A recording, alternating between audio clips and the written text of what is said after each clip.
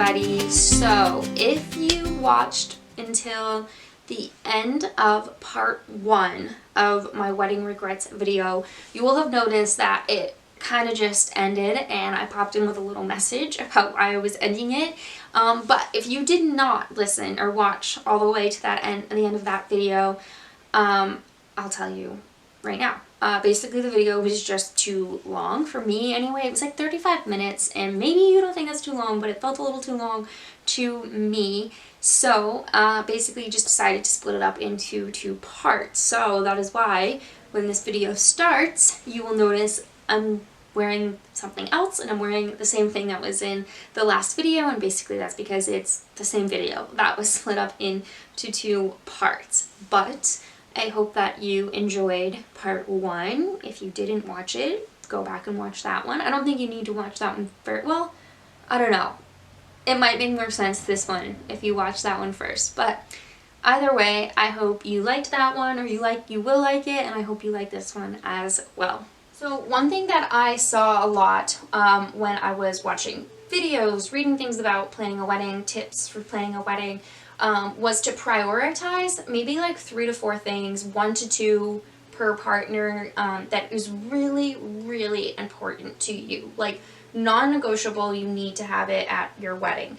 And focus on that first and make sure those things are taken care of. Maybe you put more of your budget towards those things, so you spend a little bit more money on them, or you spend more time on them, or whatever you need to do, you're prioritizing it because those need to happen or be at your wedding or whatever it is. And I think that that is great advice and something to consider for yourself, because there were certainly things that I wanted at the wedding that I didn't prioritize and then didn't end up having because I ran out of time at the end.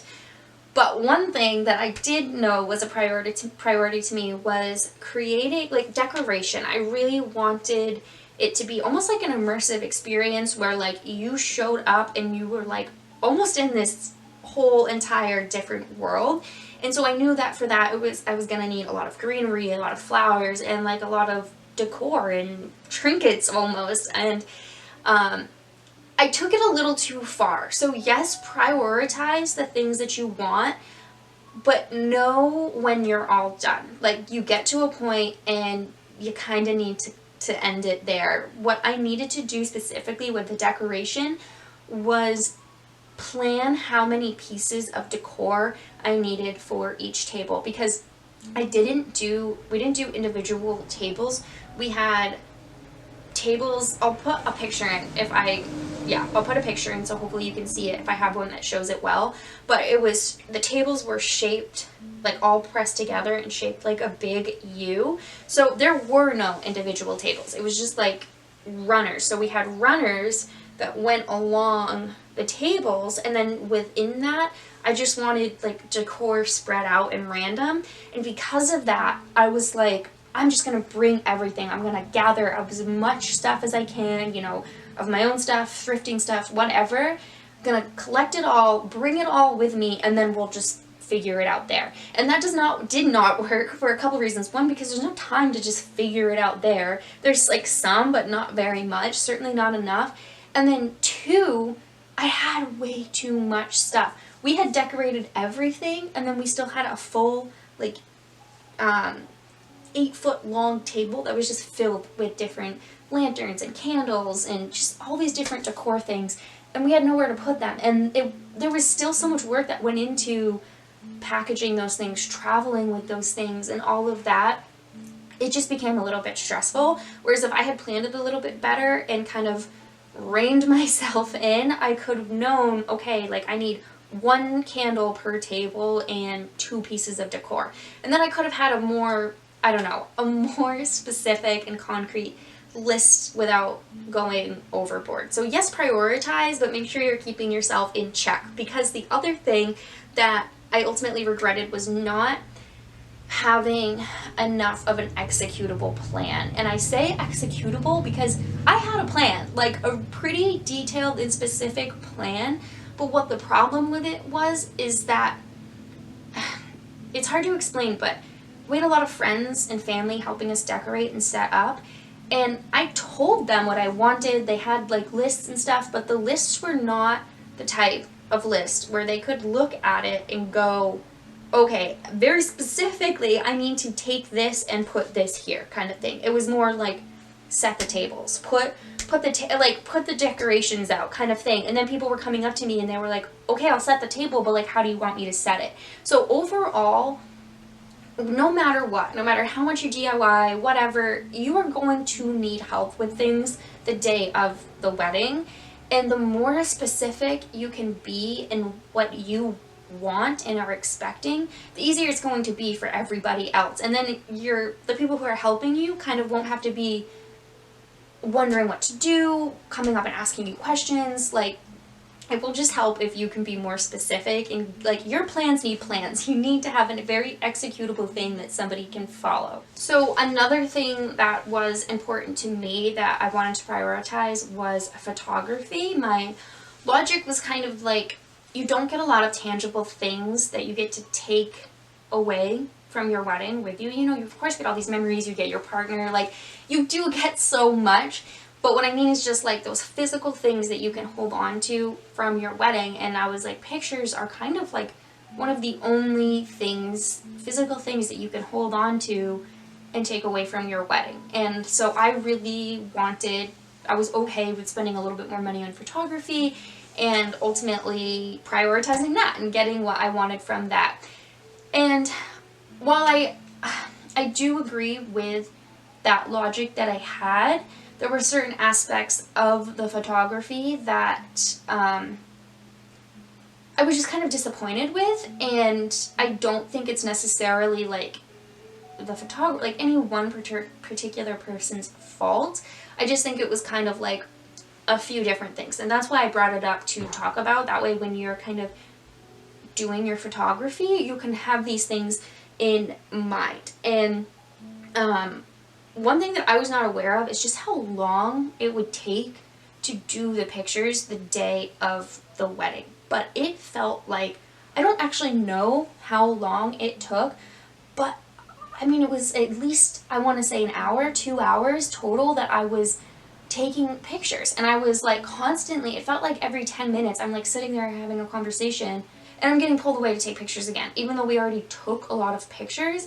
So it's just maybe worth asking your photographer about like how long they think they would need to take the pictures, and then ask them maybe if you could even like find a way to make it happen in like under an hour, something like that, because some of the pictures were fun. It was fun to take pictures for a little while, but then it got to the point where like one of the biggest memories I have from that day is like just how long it took to take pictures. Not time spending with my family, my friends, my guests. It was taking pictures, which again is fun, but only so much. The other thing with the photography is that I would recommend, you may not even think that there are specific pictures or poses or things like that that you want, but I would just start maybe thinking about it, looking online, things like that, because while there were not specific poses that I really wanted, there were specific pictures that I wanted, specifically of me and my cat, that just didn't end up happening. And again, I think that's partially my fault. I don't know that I was super clear on wanting that to happen. And in the moment, the day is just really is so crazy that you're not really going to be able to make things happen on the fly super easily. So if there's a picture that you want, make sure everybody knows and your photographer knows. And again, start early when you're doing that, because I didn't really think there were any specific poses that I wanted or anything like that. Didn't really think about it much. And I think it was like only 2 to 3 weeks before the day of the wedding, our photographer did send us like a sheet and was like, you know, wanted us to fill it out as far as who's in the family goes, any pictures like that and stuff that we wanted to have happen. At that point, I just filled it out way too quickly, because I was not, like 2 to 3 weeks out, you've got so much going on, last minute for the wedding, you're probably still working like your regular job, so there's a lot going on. Things like that, you're not really going to be able to put the time and energy into figuring out. So start considering pictures that you want maybe a little bit earlier than you would think you need to. And the last thing that I have to say about photography, and I guess this is not necessarily just photography, but anyway, and I'm not sure, it might be a bit of an unpopular opinion, but my husband and I did a first look, and we actually kind of regretted it. We did not like doing the first look very much. And I think, again, this could be the situation that we were in. Our venue was really big, and where we did our first look was a little bit further away from like where the wedding was happening and where we were getting ready. It was like still on the same place. It wasn't like, you know, you had to go drive down the road or anything like that. But it just took a little bit more, like the logistics were a little bit difficult. And that is one thing that I did not really see anyone talking about when they talked about first looks. A lot of people that I asked, a lot of people, things that I watched on YouTube said that they loved it and they recommended it and everything like that. And not once did I hear to consider like how you're going to make it happen. And I did not consider that. And it didn't go super well. My poor husband, fiance at the time, he had to stay, he went down to where we were doing our first look, and he waited there for 45 minutes before I got down there with the other photographer. So instead of getting ready with his groomsmen, hanging out with friends, family, whatever, he was just sitting down with this person that he doesn't know for 45 minutes waiting. And it just didn't really feel worth it for him. Like, that was so much time that was kind of taken away from the rest of his day. And the first look was fine. It was fun. I mean, it was fun and great because we were with each other and we loved each other and whatever, and we got, you know, got that time together.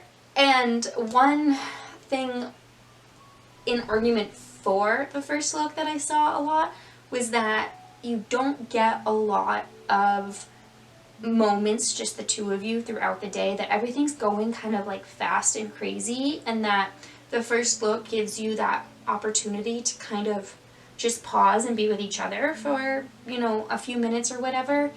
But it's not really that, honestly, because you've got the photographer, maybe one, you know, maybe two there with you, so it's not like you're by yourself.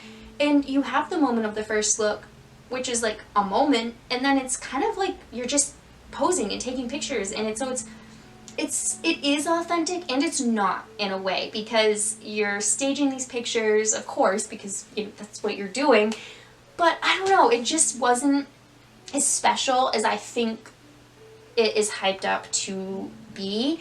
And like, you're still gonna get that moment of looking at each other for the first time, of course. So I just think, why not have it be when you walk down the aisle, and then create those moments of just the two of you throughout the day in other ways, because there are other ways that you can do it. I don't think you need the first look to make that happen.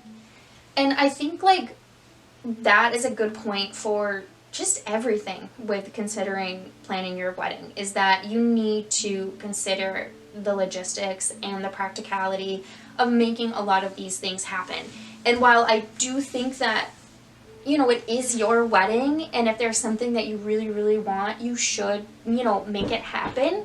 But I don't think that using that logic on everything is necessarily the best idea, because everything is going to take like planning and coordinating and executing. But I think that sometimes that work, how much work it can actually take, if it's not here in front of us now, if it's in the future, we're just not as aware of it. So like, don't not do things that you want because you're afraid of the work, but just keep that in mind, that everything takes some level of planning, executing, coordinating, and time. One thing I also wanted to bring up, it's not really a regret, but it's just something that I thought was important to talk about, because it's not something I really heard on YouTube or other friends or anything talking about, and I don't know, maybe it was just me, but I have a feeling it's kind of more common than maybe I think it is, and that is what I'm calling post-wedding blues. It's just so weird, because there's so many emotions, of course, and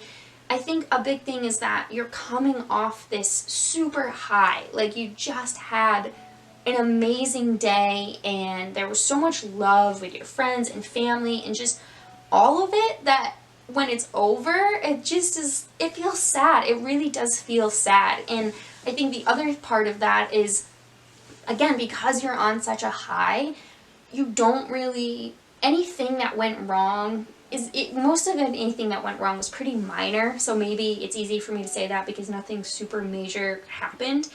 But everything was pretty minor, and I think because I was on such a high and things were minor, it was almost like a toxic positivity where I wasn't considering the things that were actually pretty disappointing.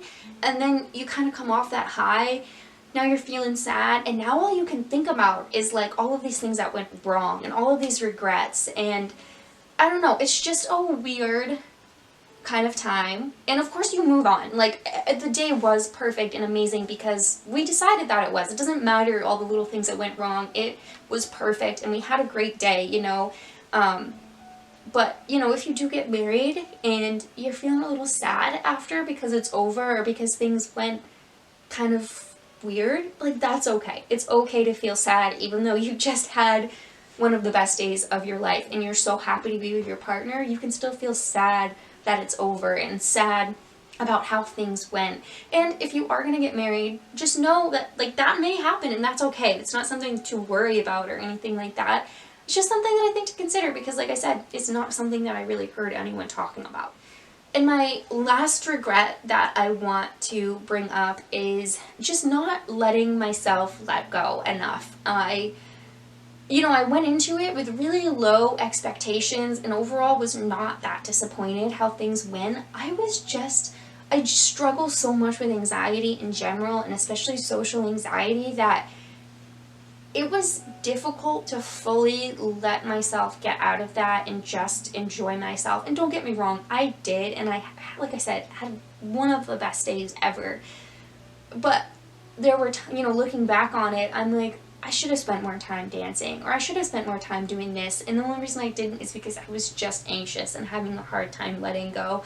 And it is so easy to say, yeah, just let go. Like, I know that it's not easy to do, but yeah, just keep that in mind, that, you really do only have that day once, and if you can find within yourself to just let all that stuff go, you're gonna be all the better for it. But that is all that I have for this video today.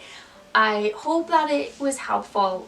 This is supposed to be a really awesome time in your life, and it can be stressful, but it's not supposed to be, so, just try not to let it be. All of it is going to be okay. You're going to have a wonderful day, and hopefully my mistakes can help you make decisions that give you the type of wedding that you want a little bit more effectively. Like I said, I will be doing 2 other videos that are like wedding related, at least right now. If I think of something super crazy and I need to make a 4th, I will, but I think it'll just be the other 2. So I will see you in those videos very soon. Goodbye.